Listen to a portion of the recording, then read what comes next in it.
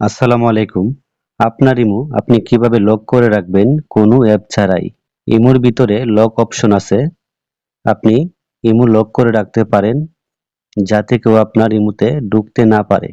যারা imo lock করতে পারেন না তাদের জন্য এই ভিডিওটা, তাই ভিডিওটি সম্পূর্ণ দেখবেন।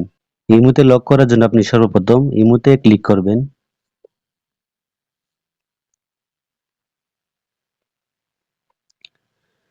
তারপর নিচে লেখা আছে প্লাস, আপনি প্লাসে ক্লিক করবেন। তারপরে মোরেতে ক্লিক করবেন।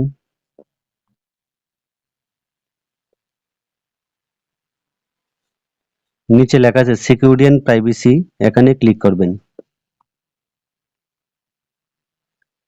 তারপর নিচে লেখা আছে পাসওয়ার্ড লক, আপনি এখানে ক্লিক করবেন। তারপর নিচে লেখা আছে এনেবল, আপনি এনেবলে ক্লিক করে দিবেন। এখানে আপনি চয়েস করে যে কোনো 4টা সংখ্যা দিয়ে দিবেন। এখানে আমি 4টা সংখ্যা দিয়ে দিলাম।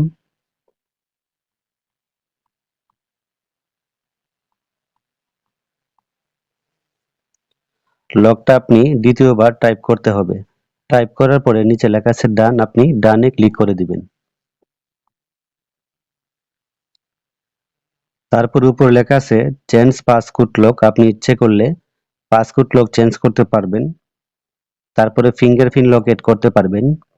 তারপরে পাসওয়ার্ড লক আপনি ডিসেবল করতে পারবেন।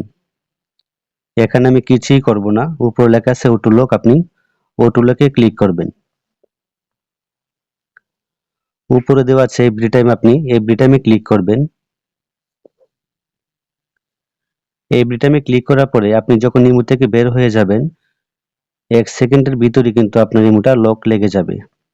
এখন কিন্তু আমার ইমোতে লকটা হয়ে গেছে। এখন আমি ব্যাক করব।